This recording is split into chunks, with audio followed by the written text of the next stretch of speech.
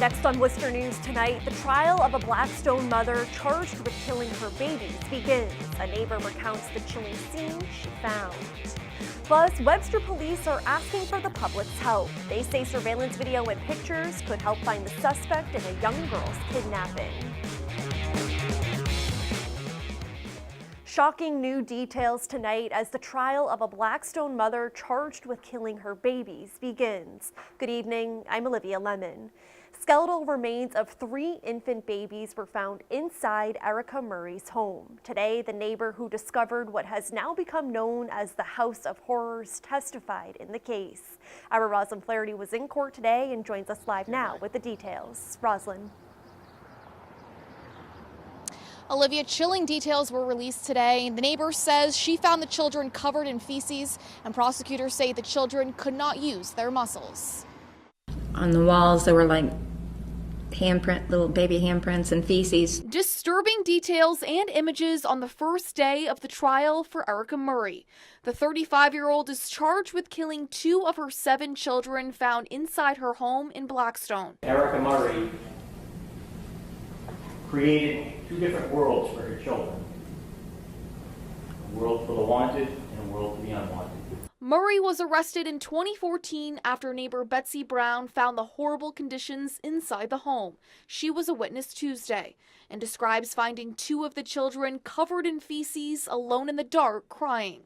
There was just a large amount of things, dirty diapers and bottles with maggots and things like that. Her 911 call played in court. Murray remained emotionless the entire time. Prosecutors say when investigators went through the home, they found 3 dead infants.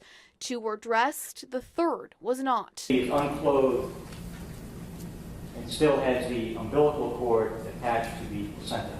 Murray's defense attorney says investigators ignored the facts because of the shocking details. He says while his client suffers from a mental illness, she did not kill her children, saying 1 died at birth and the others were stillborn. There is no evidence that Miss Murray did anything wrong or criminal that caused the death of any child. Murray waived her right to a jury trial, so the judge will determine the verdict. The trial is expected to continue over the next few weeks. Live in Worcester, Roslyn Flaherty, Worcester News Tonight. All right, thank you, Roslyn. Switching gears now, a clear day in the city today with more of the same tonight. But as we look ahead to the rest of the week, we could see more rain. Let's get a first look at our local forecast to find out more. Hey there, good evening to you. We have a pleasant evening for us, but there is a chance for some increasing clouds and a few shower chances as a warm front lifts through our area. Temperatures fall into the 50s, but hold steady in the mid 50s through 10 o'clock through midnight tonight. And around midnight, that's when we'll see a few showers as well, lingering across Worcester County. And our exclusive in-house forecast model shows a chance for a sprinkle or 2 to make it to the ground between 9 o'clock and 10 o'clock tonight. But then the warm frontal boundary lifts farther to the north around Leominster, around Fitchburg. There's a chance for a few showers into the early morning hours on Wednesday, but Wednesday afternoon looks pretty good. We warm up the temperatures though, and it does turn rather muggy. I'll show you the timing with our dew point temperatures plus timing out the rain and storm chances for Wednesday night into Thursday, all in your exclusive 10-day forecast. A Worcester police officer suffers serious injuries in a 3-car crash this afternoon. The on-duty officer was in an unmarked cruiser at the intersection of Grove and Chester Streets around 1 o'clock. Police say a car on Grove Street hit the cruiser, causing the officer to swerve and get hit head-on by another car. 2 people were transported to the hospital with non-life-threatening injuries. Police say the officer's injuries are serious. The crash is under investigation. The Whitensville man convicted of burying a dog alive last fall is sentenced to prison.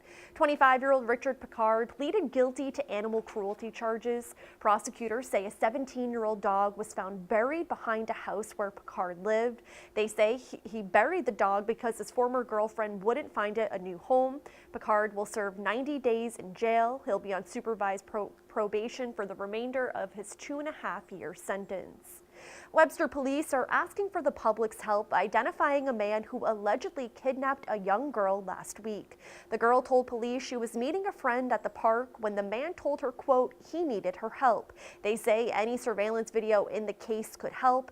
Our Chandler Walsh joins us live now with the details. Chandler. Olivia, according to police, the incident happened in a short window of time Friday afternoon.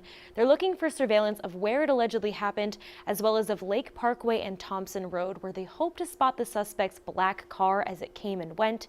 They say the suspect has blonde hair and a skinny face. No one's probably going to sleep great at night until we get this person in custody, which I'm confident that we will do. Webster police are asking for the public's help in an alleged kidnapping and assault of a 12-year-old girl. They're looking for surveillance video and photos of the area around May Street Park where she told officers she was taken. Chief Michael Shaw says the incident appears to be random. Having children myself, I can only imagine what they're feeling. They're horrified that it happened, but at the same time, I think that they also feel very lucky that it didn't end up worse. Police say they have evidence the incident happened and are actively investigating. They're also in the middle of processing DNA evidence. Meanwhile, parents are taking extra precautions. My kids are 8 and 11, and I usually let them go to that park by themselves because it's right across the street from my house, and I can see them from the window. And now, until this is over, I probably won't. Andrea Kapoka has talked to her kids about strangers and can't believe something like this could happen at a busy park. I'm very shocked because there's always so many people there, and a lot of the kids that play there live on that street, and all the parents are always watching over there. Police say the girl was at the park Friday afternoon when a man convinced her to get into his car, saying his friend needed help. They say he drove her to Connecticut and sexually assaulted her.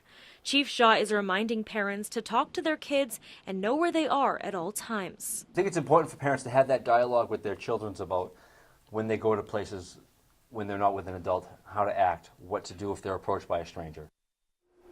Chief Shaw says the suspect dropped the girl off somewhere in Dudley where she was able to find a home to contact her parents to come and get her. The department is also working with the district attorney's office and Connecticut State Police and ask anyone with information to contact them. Chandler Walsh, Worcester News Tonight. New numbers given to the city's Human Rights Commission show complaints filed against Worcester police are on the decline. According to the department's Bureau of Professional Standards, the numbers of complaints filed against police in 2018 were at the lowest level in the past 7 years. The department says there were 44 complaints filed against police in 2018 compared to 71 in 2017, which is a 38% decrease. The city is one step closer to building a ballpark in the Canal District. The Worcester Redevelopment Authority has filed an eminent domain order to acquire the MedStar ambulance properties. All other properties needed have either reached a deal with the city or have been taken by eminent domain. The ballpark is expected to be built on a current parking lot and other businesses. Some nearby businesses in the Canal District say they are working on building a new parking lot to help accommodate customers. We're not too worried about it. We're really hoping that the new lot will be sufficient enough to get people here, and so that people at least won't be nervous about, being able to get to the building and access to the building. And construction on the ballpark is expected to begin this summer.